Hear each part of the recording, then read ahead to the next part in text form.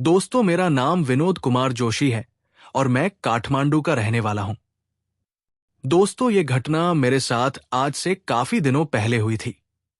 मुझे ठीक से तो याद नहीं है, लेकिन उस वक्त मेरी उम्र शायद 23 साल की थी और उस दिन मैं अपने बूढ़े दादा को गांव छोड़ने के लिए गया हुआ था और मेरा पापा शहर में लौटना भी काफी जरूरी था, क्योंकि इस शहर में आज मेरे लिए काफी जरूरी काम था, जिस कारण मैंने राहत वाली बस ज्वाइन करना बेहतर समझा। उस वक्त कड़कड़ाती ठंड का माहौल था, जिस वजह से मैं अपनी कंबल उड़ते हुए गांव के मेन बस स्टैंड पर पहुंचा तो मुझे पता चला कि आज बस स्टैंड पर बस नहीं पहुंच पाएगी और उसका मुख्य कारण था टूटी हुई सड़क का रिपेयर होना, जिस वजह से बस आज उस जगह पर नहीं पहुंचने वाली थी। जिस जगह पर मैं खड़ा होकर बस का वेट कर रहा था। हालांकि उस वक्त मैं अकेला ही बस का वेट नहीं कर रहा था, मेरे अलावा 3 और लोग भी मौजूद थे वहां पर। लेकिन जब पास ही के दुकानदार के द्वारा बताया गया कि आज बस स्टैंड पर बस नहीं पहुंचेगी, तो हम तीनों वहां से निकल गए और एक पीपल के पेड़ के नीचे पहुंच गए। दरअसल उसी पीपल के पेड़ के नीचे एक बड़ा सा चबूतरा बना हुआ था और शायद उसी जगह पर बस भी पहुंचने वाली थी। तभी हमें बस के हॉर्न की आवाज सुनाई दी। उस वक्त रात के लगभग 9 बज रहे थे और सर्दियों के मौसम में इस वक्त लोग अपनी कंबल ओढ़कर बेड पर आराम कर रहे होते हैं और उस गांव के सारे लोग भी इस वक्त एक गहरी नींद का मजा ले रहे थे। सिर्फ मेरे अलावा 2 लोग ऐसे थे जो इस कड़कड़ाती ठंड में परेशानियों का सामना कर रहे थे। पहली बार तो मैं उस बस को देखकर एकदम हैरान था, क्योंकि अमूमन में इस इलाके में काफी सफर तय करता रहता था, लेकिन मैंने कभी भी इस बस को नहीं देखा, और वो भी इतनी जल्दी, इससे पहले कि मैं उस बस ड्राइवर को बस के बारे में कुछ पूछ पाता कि बस में बैठते ही बस अचानक से ही चल पड़े। ड्राइवर का व्यवहार थोड़ा खराब तो लग रहा था, लेकिन उसकी हरकतों पर मैंने कुछ खास ध्यान नहीं दिया और अपने साथ बैठे गांव के दोस्त के साथ गप्पे लड़ाने लगा। तभी उसने बताया कि वो काठमांडू से झिंगर की तरफ रवाना हुआ है, क्योंकि कल ही उसी के इलाके में उसके एग्जाम होने वाले हैं। हम दोनों ऐसे ही बातें कर रहे थे कि हमारी निगाहें बाकी बड़ी सीटों पर गए तो हमें काफी हैरानी होने लगी, क्योंकि उस बस के अंदर हम 3 लोगों के अलावा कोई भी नजर नहीं आ रहा था।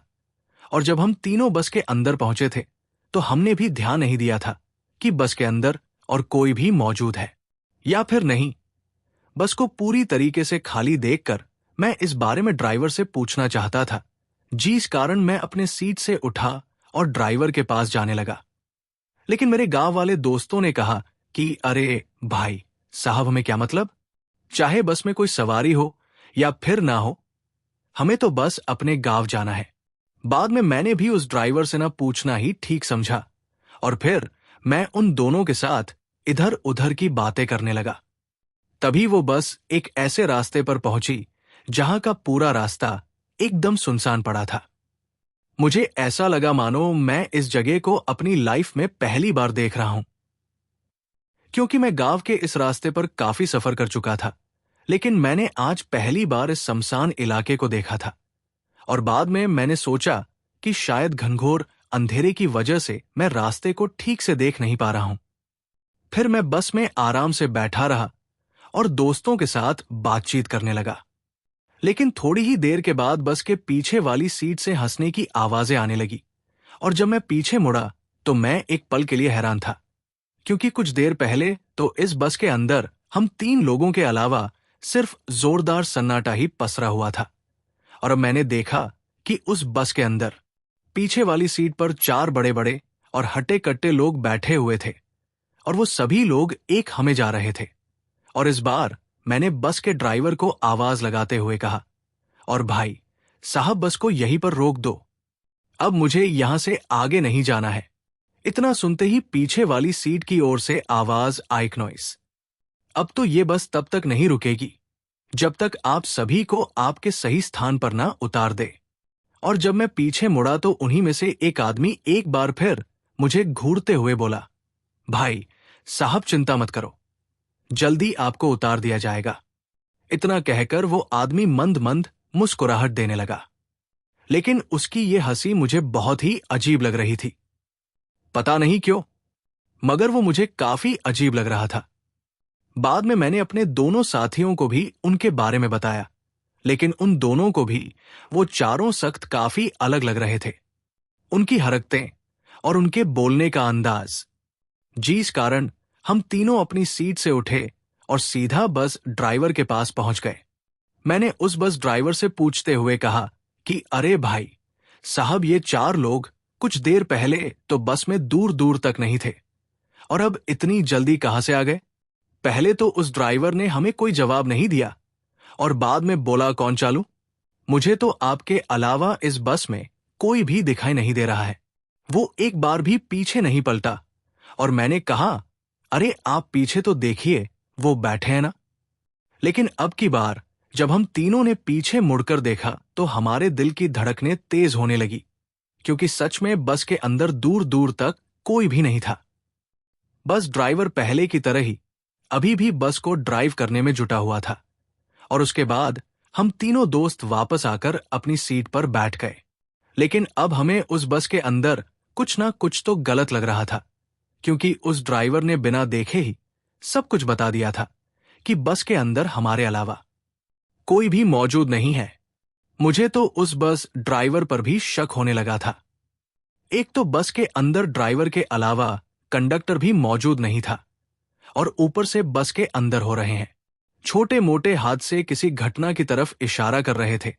और तभी मेरा फोन की रिंग बजने लगी और जब मैंने फोन देखा तो मेरे फोन पर अंकल थे जो उसी गांव में रहते थे। तभी अंकल ने बताया कि मेरा कुछ सामान घर पर ही छूट गया है, जिस वजह से वो मुझे अपना सामान देने के लिए बस स्टैंड पर पहुंचे तो पता चला कि वो वहां पर नहीं था। उसके बाद अंकल ने मुझसे पूछते हुए कहा कि बेटा, यहां से गुजरने वाली उस समय की बस तो मेरी आंखों के सामने से गुजर चुकी थी। उन्हें समझ नहीं आ रहा था कि आखिर में किस बस के अंदर पहुंच गया हूं। फिर मैंने उन्हें पूरी बात बताई कि मैं इस वक्त किस बस के अंदर सफर कर रहा हूं। मेरी बातें सुनकर मेरे अंकल मुझ पर भड़कते हुए बोल पड़े, वो पागल है क्या? तुझे पता भी है कि वो बस कहां जाएगी? इतने में ही मेरा फोन मेरे हाथों से छूट गया और वो नीचे गिर पड़ा और नीचे गिरने की वजह से मेरा फोन पूरा सा बन गया और उसके बाद मेरा फोन स्विच ऑफ हो गया। मैंने अपने फोन की दशा देखी तो मैंने देखा कि अब मेरा फोन पूरे तरीके से तोड़ चुका है। लेकिन मुझे इतना दुख नहीं था, क्योंकि वो काफी पुराना होने के साथ साथ काफी बोरिंग भी लगने लगा था। घर बाद में मैंने अपने साथ सफर कर रहे दोस्त का फोन लिया और अपने अंकल को फोन किया। फोन लगाने के बाद उन्होंने मुझे जो बताया उसे सुनकर मेरे रोंगटे खड़े हो गए। दरअसल उन्होंने बताया कि इस वक्त मैं जिस बस के अंदर सफर कर रहा हूं, वो बस बिरान पड़े जंगल के अंदर से गुजरती हुई ऐसी जगह पर पहुंचने वाली है जहां से बचकर निकलना किसी भी इंसान के लिए आसान नहीं होता। मैं अपने अंकल के बातों को काफी गौर से ही सुन रहा था कि उन्होंने मुझे बताया कि उस बस के सामने की तरफ अगर लाल लाल रंग का बड़ा सा एक ठब्बा लगा हुआ है तो ये समझ लेना कि अब तुम मौत के दूसरे दरवाजे के पास पहुंच गए हो, जहां से बचकर निकलना तुम्हारे लिए आसान नहीं है। और तभी मैंने अपनी नजरें बस के सामने वाले कांच की तरफ गड़ाई तो अंधेरे में मुझे कुछ साफ साफ दिखाई नहीं दिया, जिस वजह से मैंने फोन के टॉर्च को ऑन किया और बस के सामने की तरफ देखने लगा। और फिर देखने के बाद तो मेरे तो रोंगटे ही खड़े हो गए, क्योंकि अब मुझे विश्वास हो चुका था कि ये तो वही बस है जिसके बारे में अंकल बता रहे हैं। उस बस के आगे वाले कांच के ऊपर एक बहुत ही बड़ा लाल धब्बा लगा हुआ था, जो इस बात को साबित कर रहा था कि ये बस कोई नॉर्मल बस नहीं है। फिर मैं उस बस से नीचे उतरने का कोई बहाना ढूंढने लगा। इससे पहले मैंने उन दोनों दोस्तों को भी ये सब बातें बताई कि ये बस बिल्कुल ठीक नहीं है और फिर हम दिन उस बस से जल्द नीचे उतरना चाहते थे। फिर मैंने उस ड्राइवर को आवाज देते हुए कहा, और भाई साहब जरा बस पर रोक दो, मुझे काफी जोर से बाथरूम लगी है। लेकिन मेरी बातों का शायद उसके ऊपर कोई फर्क ही नहीं पड़ा। मैं उसके पास जाकर भी चिल्लाता रहा, लेकिन उसने बस को नहीं रोका और मैं इस बात को अच्छे से जानता था कि अगर मैंने ड्राइवर के साथ छेड़खानी की तो फिर वो मुझे बस से नीचे फेंक देगा, और मैं तो यही चाहता था। फिर थोड़ी ही देर के बाद उस ड्राइवर के कंधे पर अपना हाथ रखा और उसे बोलने लगा, बस अब जरा, बस रोको। लेकिन इस बार तो गजब ही हो गया, क्योंकि जब मैंने उसके कंधे पर अपना हाथ रखा तो उस ड्राइवर का हाथ उसके कंधे से एकदम से कट गया और वो नीचे गिर पड़ा। और फिर वो ड्राइवर मुझे अपनी भयानक निगाहों से एकदम से देखने लगा। वो मुझे लगातार घोरे जा रहा था और मैं उसकी निगाहों से काफी ज्यादा डर तो वो पीछे खिसकने लगा। ये नजारा मेरी जिंदगी का सबसे भयंकर और डरावना नजारा था, जिसे देखने के बाद मेरा दिल अब दहल चुका था, क्योंकि मैंने देखा कि उस ड्राइवर का पूरा चेहरा एकदम सफेद था। और सबसे डरा देने वाली बात तो ये थी कि उसकी आंखों के अंदर एक लाला तेज डरावनी रोशनी चमक रहे थे। चलती हुई बस के अंदर भी वो बस टेबल अपनी सीट से उठा और हमारी तरफ बढ़ने लगा। ये कतरा इस कदर हमारी तरफ पड़ रहा था और आज हमारी मौत निश्चित है। फिर मैंने उन दोनों दोस्तों को अपने साथ चलती हुई बस से नीचे कूदने का इशारा किया और हमें ना चाहते हुए भी उस भारतीय बस के अंदर से नीचे कूदना ही पड़ा। मुझे तो लग रहा था कि इस बस से नीचे कूदने के बाद शायद से मेरा हाथ और पैरों की हड्डियां टूटने वाली थी। बाद में मैंने सब कुछ बोला सा दिया और मैं नीचे कूद गया। जब मैं बस से नीचे कूदा तो अपने उन दोनों साथियों के साथ एक वीरान बड़ी खंडहर सी जगह पर पहुंच गया, जहां चारों तरफ कच्चे मकान बने हुए थे। लेकिन हमें समझ ही नहीं आ रहा था कि आखिर हम इस जगह पर कैसे पहुंच गए। लेकिन हम जिस जगह पर पहुंचे थे वो जगह बहुत ही ज्यादा डरावनी लग रहे थे। पहले तो मैं वहां से निकलने का रास्ता ढूंढने लगा, और फिर जब मुझे रास्ता नजर आया तो मैं अपने उन दोनों दोस्तों के जो गांव के रहने वाले थे उन्हें लेकर उस रास्ते की तरफ निकल पड़ा। सच बताओ तो उस दिन जब मैं उस जगह से निकल रहा था तो अचानक मेरे रोंगटे खड़े हो गए, और उसके बाद जो हुआ उसे देखने के बाद तो हम तीन दोस्त एकदम से कांप उठे, क्योंकि कई बार हमने पाई की उसी बस का ड्राइवर सड़क के बीचों बीच लेटा हुआ था और उसके शरीर के अलग अलग टुकड़े हो रखे थे। हम तीनों ने ज्यादा सोचना और समझना ठीक नहीं समझा और वहां से तेज तेज भागने लगे। हम लोग जल्दी से जल्दी उस जगह से निकल गए और एक छोटी सी झोपड़ी के पास पहुंच गए। और उस झोपड़ी के पास पहुंचने के बाद हम तीनों ने एक बूढ़े आदमी से मदद मांगी और फिर पूरी रात वहीं पर हम बैठे रहे। और फिर जब हमने इस घटना के बारे में बताया तो उस बूढ़े आदमी ने कहा कि तुम समझो तो वो एक बहुत था, और तुम समझो तो वो काली शक्ति अब वो बूढ़ा आदमी। हमें उसके बारे में बताना क्यों नहीं चाहता था ये तो हमें भी नहीं पता था, लेकिन दोस्तों उसके तुरंत बाद से वो रात में कभी भूलकर भी बस में जाने की हिमाकत नहीं करता। तो दोस्तों, इस कहानी में बस इतना ही। कहानी आपको पसंद आई हो तो लाइक शेयर जरूर करें और साथ ही हमें कमेंट बॉक्स में जरूर बताएं। तो मैं आपका दोस्त राजकुमार जल्द ही मिलूंगा ऐसे ही एक और नई कहानी के साथ। तब तक के लिए बाय एंड टेक केयर दोस्त। तो मेरा नाम प्रदीप है और ये तब की बात है जब मैं सूरत स्टेशन पर उतरा, तब धूप अपनी जोरों पर थी। धूप की वजह से स्टेशन की पूरी समय किसी आग की भट्ठी की तरह गर्म पड़ी थी।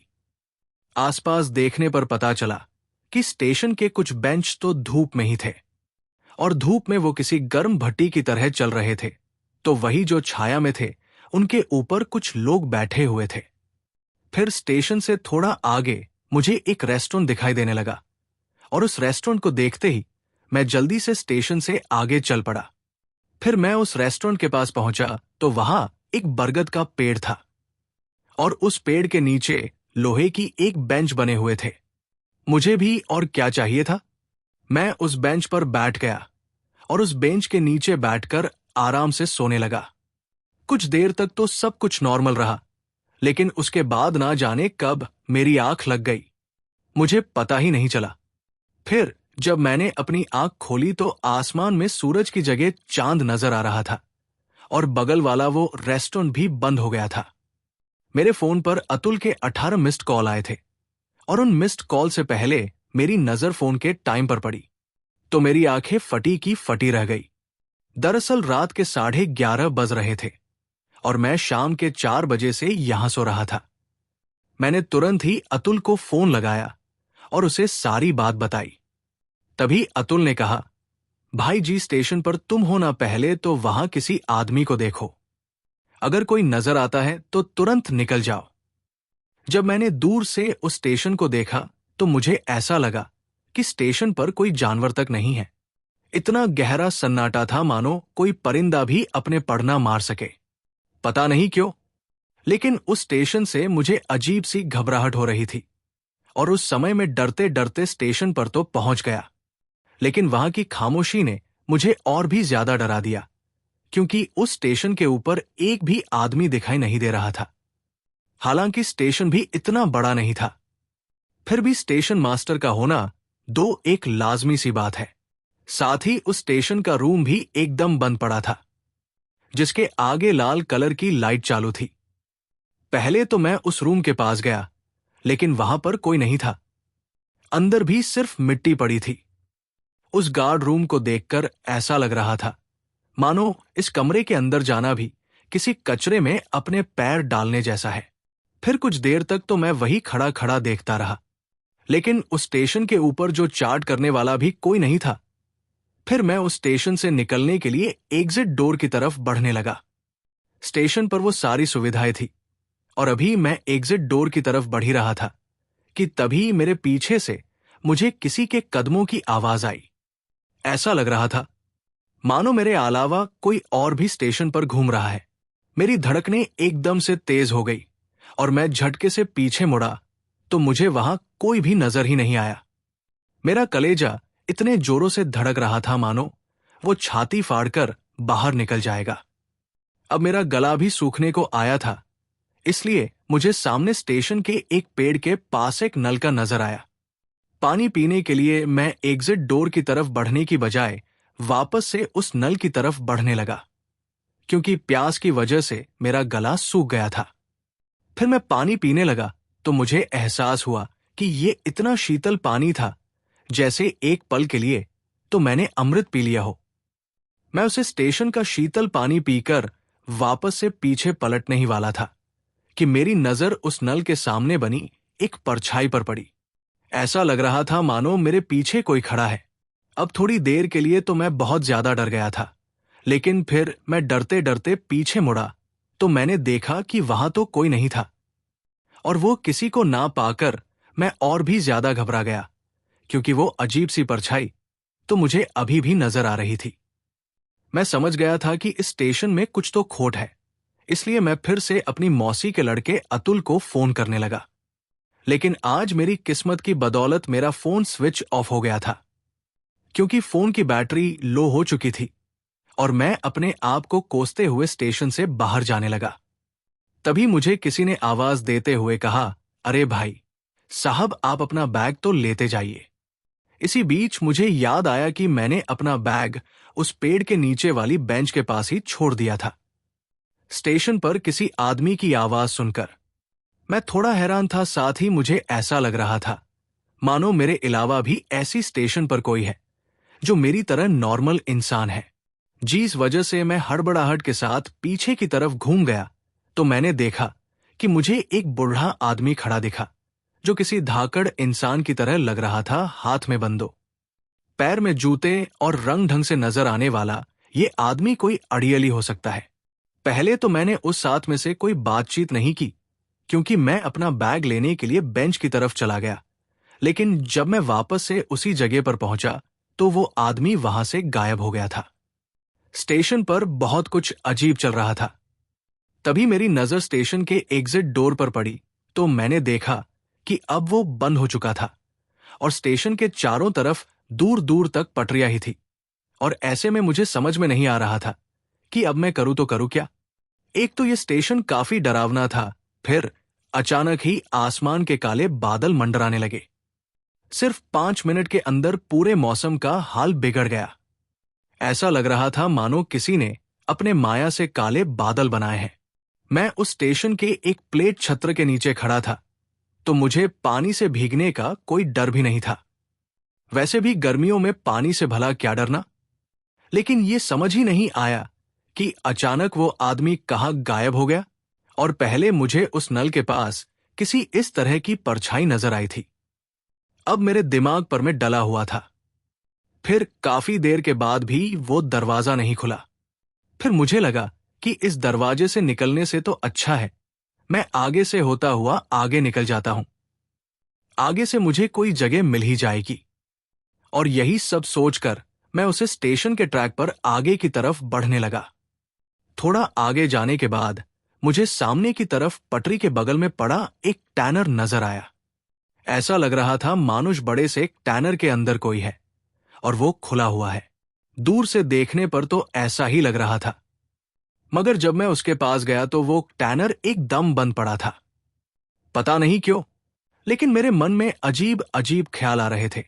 और इतने में उस दूर से नजर आने वाले स्टेशन पर मुझे किसी के पायलों की आवाज आने लगी। और इस आवाज को सुनकर ऐसा लग रहा था मानो कोई महिला है जो अपने कदमों के साथ इस स्टेशन पर टहल रही है।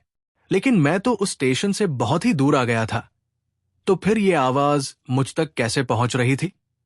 ये सब देखने के लिए जब मैं पीछे मुड़ने लगा तो मैंने देखा कि स्टेशन की पटरियों के ऊपर कोई महिला बैठी हुई है। एक पल के लिए तो मैं पुराना डर तक सहम गया था, लेकिन मैं जानता था कि इतनी रात को स्टेशन पर कोई नॉर्मल महिला तो नहीं हो सकती। और यही देखकर मैं सरपट भागा, तभी पटरी एकदम से कपका पानी लगी।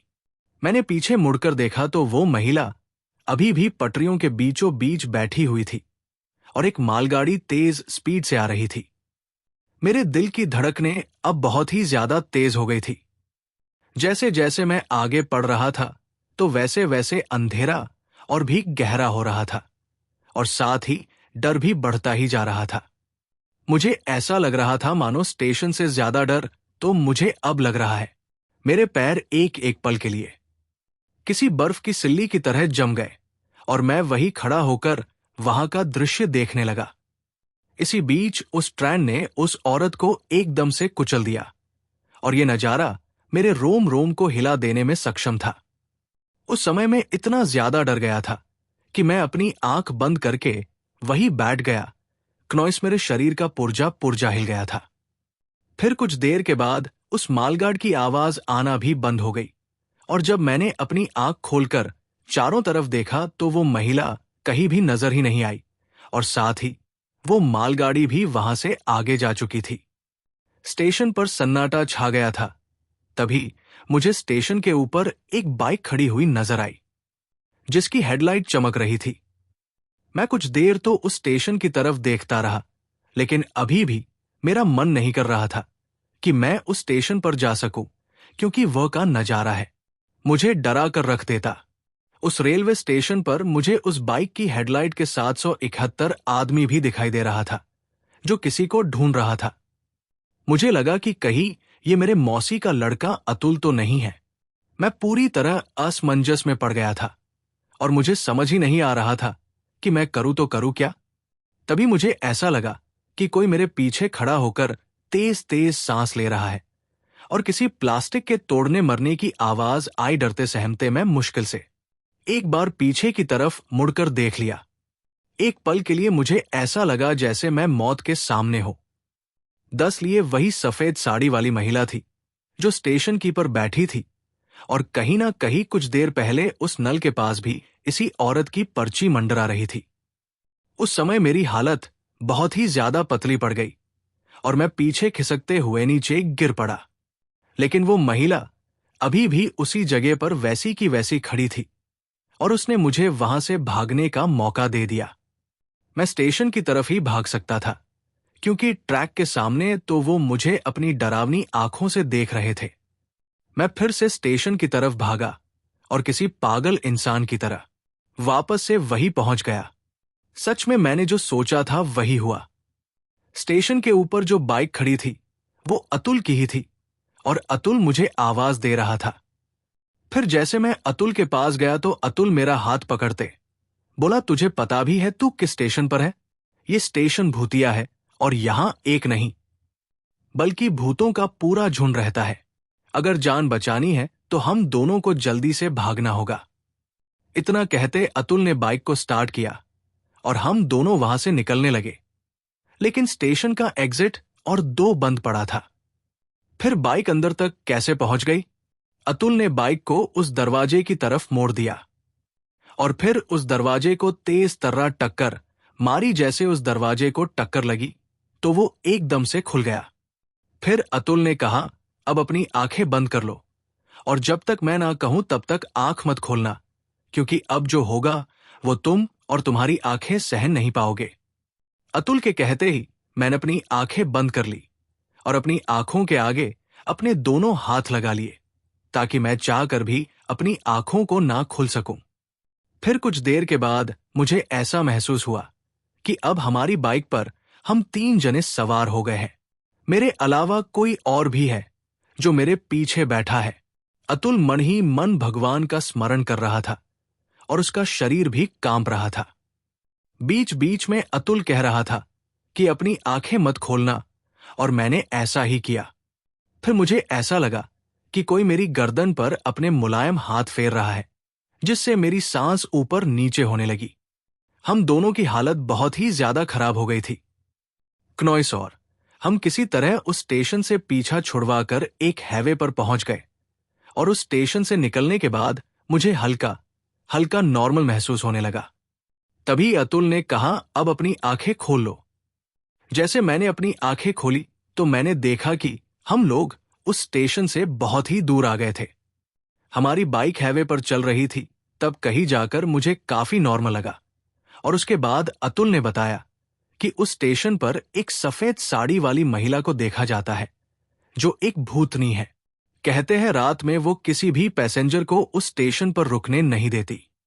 आज तक काफी लोग उसे देखने का दावा कर चुके हैं, लेकिन किसी ने भी उसके इतिहास को जानने की कोशिश नहीं की। लगभग 42 साल से इस स्टेशन पर इस महिला को देखा जाता है। फिर मैंने उस आदमी के बारे में बताया जो किसी है कड़ा आदमी की तरह लग रहा था, तो अतुल ने बताया कि कुछ लोग कहते हैं कि उस स्टेशन पर सालों पहले एक रईस आदमी भी मरा था, जिसे मारने का उद्देश्य सिर्फ लूटमार करना था। कहते चोरी और लूटमार के दौरान उस आदमी का गला घोट दिया गया और वो वही तड़प तड़प कर मर गया। मुझे नहीं पता कि उस स्टेशन की सच्चाई क्या थी और झूठ गया, लेकिन जो उस दिन मैंने देखा था वो मेरी जिंदगी का सबसे डरावना सस्ता घर दोस्तों उस रात के बाद। आज इस घटना को कई साल बीत गए हैं, लेकिन अब मैं जब भी अपनी मौसी के यहां पर जाता हूं तो अपनी ही किसी गाड़ी या बाइक से निकलता हूं। तो दोस्तों, इस कहानी में बस इतना ही।